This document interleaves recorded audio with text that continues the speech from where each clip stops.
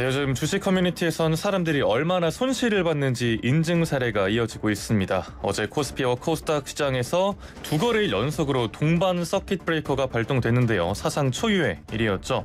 지금 주식시장 기본적인 상식으로는 이해할 수 없는 흐름을 계속해서 보이고 있는데요.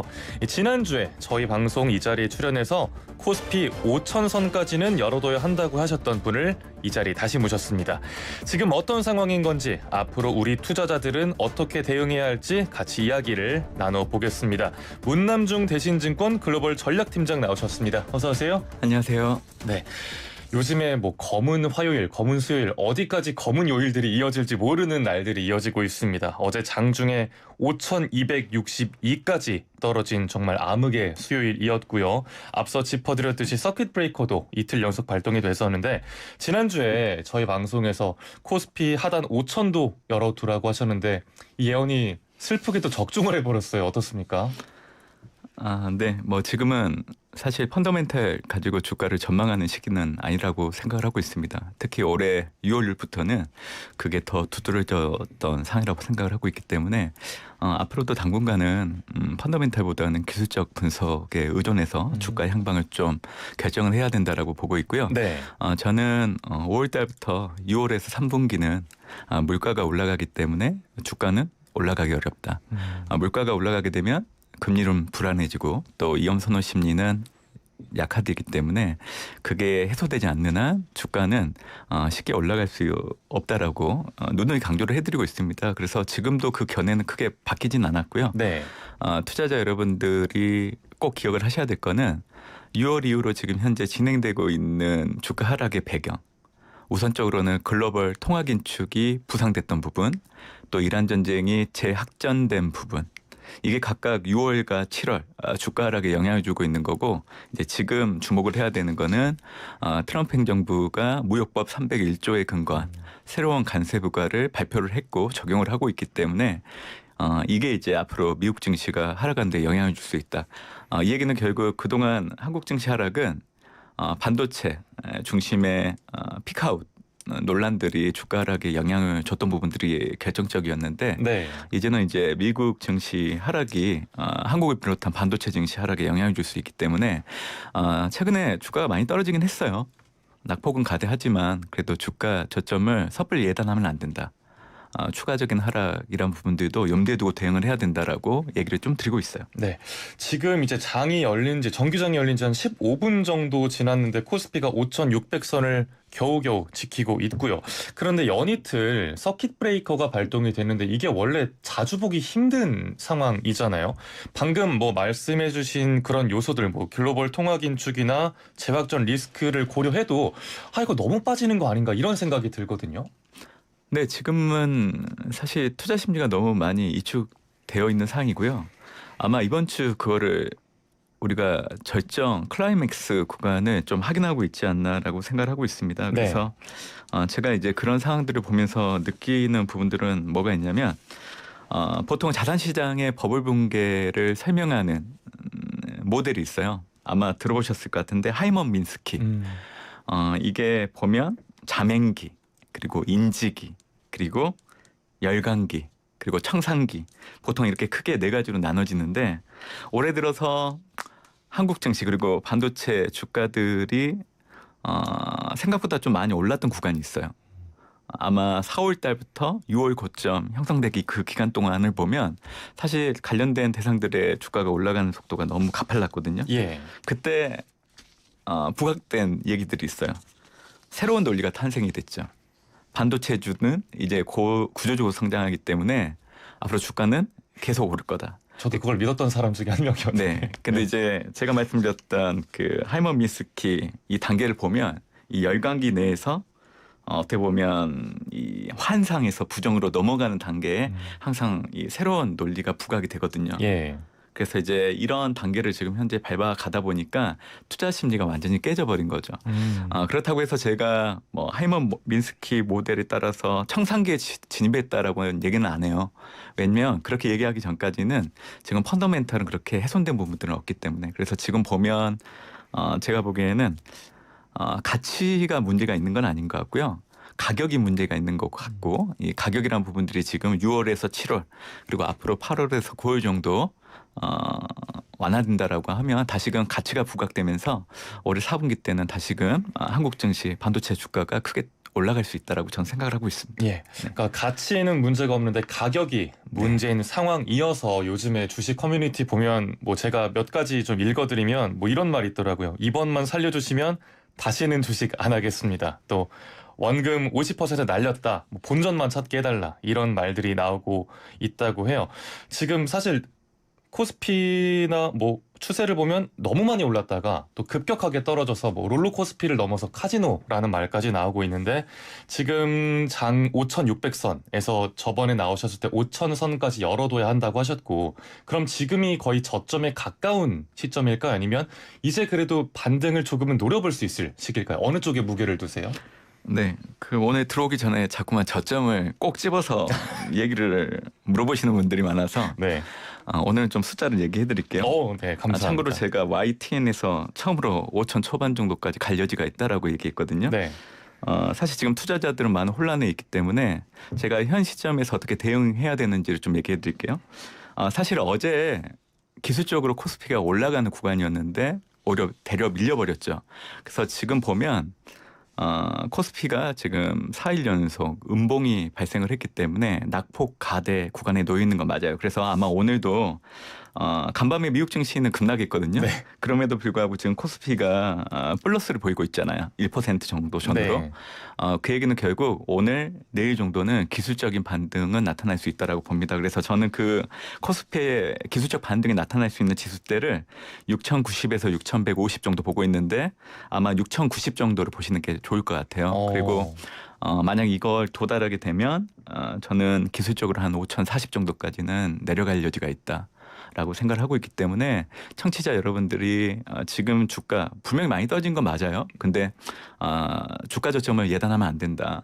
저는 5,000 초반, 5,040 정도까지는 좀 열어놔야 된다라고 보고 있기 때문에 이 부분은 좀 귀담아 들으시면 좋을 것 같고 어찌됐든 크게 떨어졌지만 또 그렇다고 해서 지금 주가가 올라갈 만한 모멘텀은 없어요. 올해 한국을 비롯한 글로벌 증시 전반적으로 보면 이란 전쟁이 끝나야 됩니다. 그래야 위험자산 가격들이 크게 올라갈 수 있어요. 근데 지금 같은 경우에는 확전되고 있죠. 네. 그래서 앞으로 좀 이벤트를 놓고 온다고 하면 이 반도체 관련된 뭐 미국의 하이퍼스케일러 실력도 되게 중요하긴 하는데 저는 그거보다는 우선적으로 이란 전쟁이 잘 해결되어야 된다라고 좀 얘기를 해드리고 싶어요. 예. 네. 지금 하한을 한 5,040선 정도로 짚어주셨는데 그러면 지금 현재 장 기준으로는 뭐 한 600포인트 이상 정도가 더 떨어져야 되는 거고 그리고 오늘 오전에 들려온 속보를 보니까 미국이 이란 공습을 6일 만에 재개했다고 네, 합니다. 맞습니다. 그러면 다시 전쟁 리스크가 커지는 거잖아요. 네. 혹시 5,000선을 뚫릴 가능성까지 좀 염두에 투자자들이 둬야 될까요? 일단은 제가 그 한국 코스피 올해 고점 대비 어제까지 하락했던 거를 좀 얘기를 해드리고 설명을 하는 게 맞는 것 같아요. 올해 고점에서 전일 최저가까지 떨어졌던 그 폭이 코스피 기준으로 놓고 온다고 하면 44% 하락을 했습니다. 정말 많이 떨어졌네요. 많이 떨어졌죠. 네. 근데 대부분의 청취자분들, 투자자분들은 여기까지만 생각을 해요. 그리고 나서는 주가가 많이 떨어졌다라고 보시는데요. 1년 전으로 거슬러 올라가 볼게요. 코스피가 작년에 가장 낮았던 그 가격대 그게 지난해 4월 9일 정도 됐습니다. 2284포인트 정도 됐죠. 올해 고점 9385포인트 정도까지 놓고 얼마 올랐냐? 311% 올랐어요. 그리고 SK 하이닉스 같은 경우에는 1736%가 올랐죠. 올해 고점에서 코스피는 아까 얘기해드린 것처럼 44% 떨어졌지만 SK 하이닉스는 58% 떨어졌거든요. 우리가 투자를 할 때는 내가 투자한 시점을 기준으로 수익률을 보통 계산을 해요. 왜? 그게 좀 안도가 되니까. 근데 그렇게 하시면 안 돼요. 주식 투자는. 지금 당장은 제가 이런 얘기 해드리면 되게 불편하실 거예요. 기분도 안 좋고. 네가 무슨 전문가인데 그런 얘기를 하냐 그럴 수도 있어요. 근데 정확한 진단을 해야 처방을 할 수 있는 거예요. 그래서 지금 한국 증시가 떨어지는 거는 사실 오름폭 대비하면 그렇게 떨어진 건 아니에요.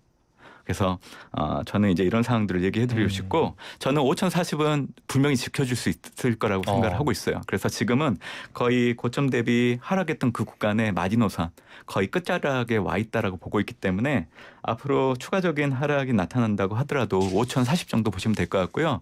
아마 그 정도 되면 혹시라도 이제 한국 주식에 대해서 좀 사봐야 되겠다라는 생각이 있는 투자자 입장에서는 조금씩 사보세요. 분할 매수. 네. 한꺼번에 사지 마시고요. 네. 뭐 분할 매수, 분할 매도 항상 저희가 네. 지켜야 되는 원칙인데 가끔씩 잊고 있을 때가 있어서 다시 한번 짚어주셨고요.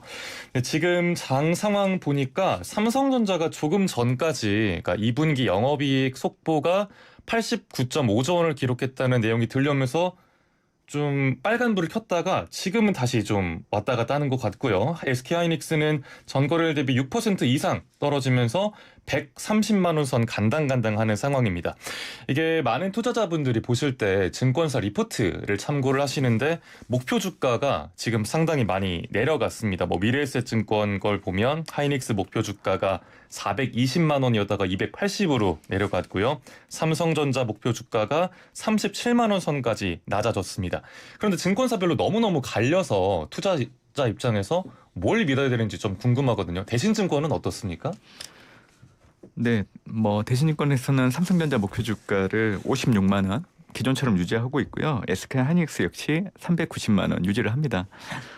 일단 뭐 주가 목표 주가를 산정할 때는 매출액, 영업이익, 순이익을 놓고 이게 연간으로 어느 정도 증가하는지를 놓고 항상 구하기 때문에 뭐 삼성전자, SK하이닉스 올해 같은 경우에는 영업이익만 놓고 본다고 하더라도 350조가 넘어가고 내년에는 450조 정도 되고 그러니까 이런 돈을 벌어들이는 이 구조 자체는 상당히 견고합니다. 네. 그래서 저는 지금 말씀드렸던 이 목표 주가를 올해 연말 아니면 이제 내년 상반기 정도까지 염두에 두시고 좀 보셔도 될 것 같고요.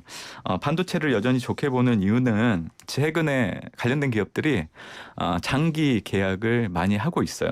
이게 해당되는 기업들의 실적의 안정성을 높여주는 요인을 하고 있는데 여기서 우리가 좀 기억을 해볼 만한 대목이 어떤 거냐면 과거에는 계약을 할 때 가격의 상한과 하한을 정해놓고 했단 말이에요.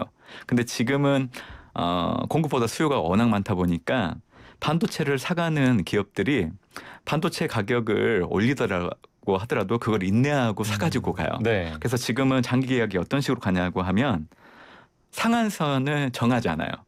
하한선만 정하고 있는 상황이죠. 이 얘기는 결국 장기 계약을 할 때 하한은 고정해 놓는데 상한에 따라서는 상한이 더 높아질 수 있다는 거죠. 이 얘기는 결국 반도체 가격이 올라가게 되면 해당되는 기업들의 실적이 증가하는 형태로 갈 수 있기 때문에 그래서 지금 뭐 실적을 놓고 온다고 하면 제가 말씀드렸던 삼성전자 56만 원, SK하이닉스 뭐 390만 원 이런 목표 주가 나오는 게 네. 비정상적인 건 아니에요. 저는 뭐 지금의 목표 주가 충분히 당장은 아니더라도 내년 상반기 정도까지는 충분히 달성할 여지는 있다라고 보고 있기 때문에 그래서 저는 내년 상반기 때까지 한국 증시 계속 올라갈 걸로 좀 보고 있는데 그 주도주 역할을 해줄 수 있는 대상은 단연코 반도체다. 그렇게 얘기를 해드리고 있습니다. 예, 뭐 폭락의 주된 원인도 반도체였지만 다시 크게 치고 그렇죠. 올라갈 반등의 요인 역시 반도체라는 분석입니다.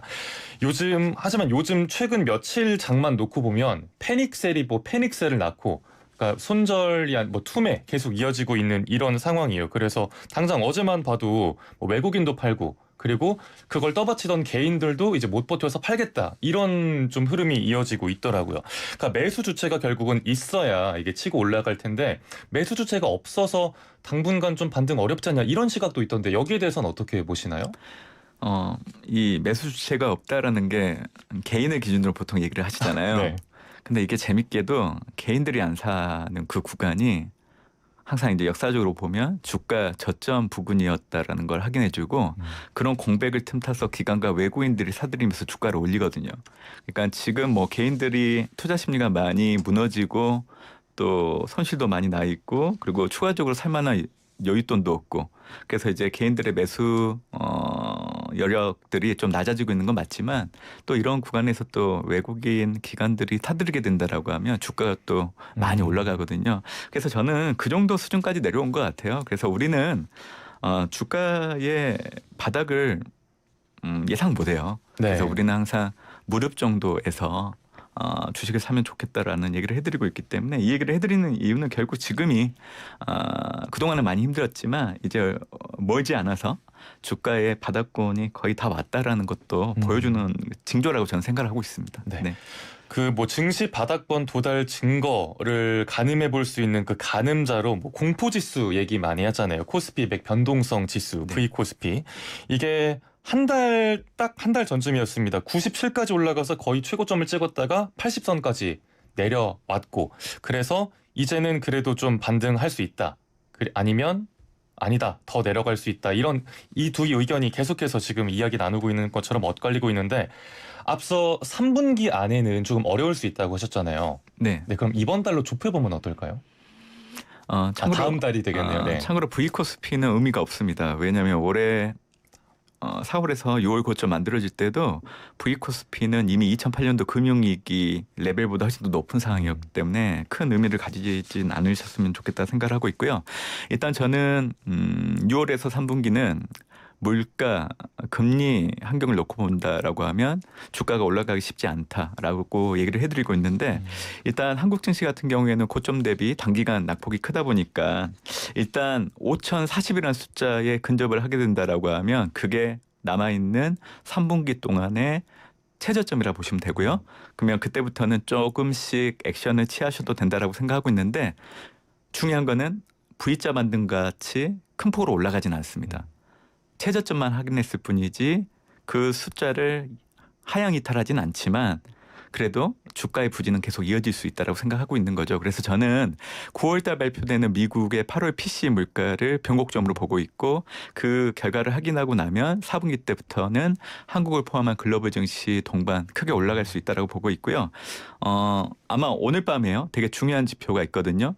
지금은 실적도 중요한데 실적보다는 오늘 밤 한국 시간으로 보면 이제 미국의 6월 PC 물가가 발표가 돼요. 네. 5월달 같은 경우에는 헤드라인이 전년 동월 대비 4.1%였는데 지금 예상치는 3.6%로 많이 떨어지거든요.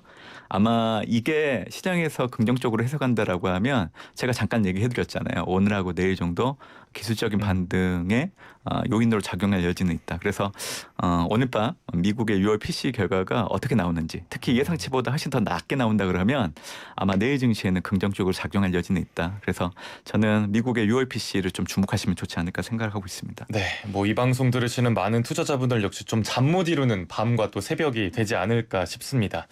그래도 좀 이제 희망적인 이야기를 조금 더 해보고 싶어서 이 질문도 드려보면, 뭐 항상 뭐 그림자가 있으면 볕이 있으니까요. 반도체가 요즘 너무너무 안 좋은 흐름을 보이고 있지만 그래도 괜찮은 좀 흐름 보이고 있는 쪽이 바이오주 쪽이더라고요. 그 외에 뭐 금융주 쪽에 그래도 자산을 포트폴리오 비중을 높여라, 이런 의견들도 나오고 있던데, 지금 시점에서 투자자들이 대응할 수 있는 포트폴리오는 어떤 게 있을까요?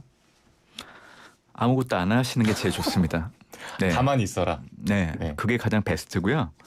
그리고 그게 아니다라고 하면 어차피 지금은 모든 분들이 다 손실 나 있기 때문에 제가 이제 주가의 저점에 예단한 시점은 아니라고 얘기해 드렸잖아요. 그래서 기술적인 반등을 통해 가지고 혹시라도 손실폭을 줄일 수 있으면 줄여놔라. 그리고 현금으로 만들어 놓는 게 가장 좋고, 어차피 3분기 안에는 주가가 크게 못 올라갑니다. 그래서 항상 기회를 노리면서 보시는 게 좋을 것 같고요. 중요한 거는 그거예요. 이번에 그 큰 폭의 주가 하락 이후에 어떤 게 주도 대상이 될까가 전 더 중요할 걸로 보고 있거든요. 그렇기 때문에 올해 4월 달에 외국인들이 3월 달 한국 증시가 큰 폭으로 하락하고 나서 한 보름 정도 순매수를 보였던 그 기간이 있어요. 그때 외국인들도 고민을 많이 했을 거 아니에요. 그때 가장 많이 샀던 게 반도체, 원자력, 전력기기, 2차전지, 방산이에요. 저는 이 중에서도 반도체 그리고 코스피 연동되는 ETF를 올해 4분기 이후부터 내년 상반기 때까지 좀 많이 가지고 있으셨으면 좋겠다고 생각을 하고 있고요.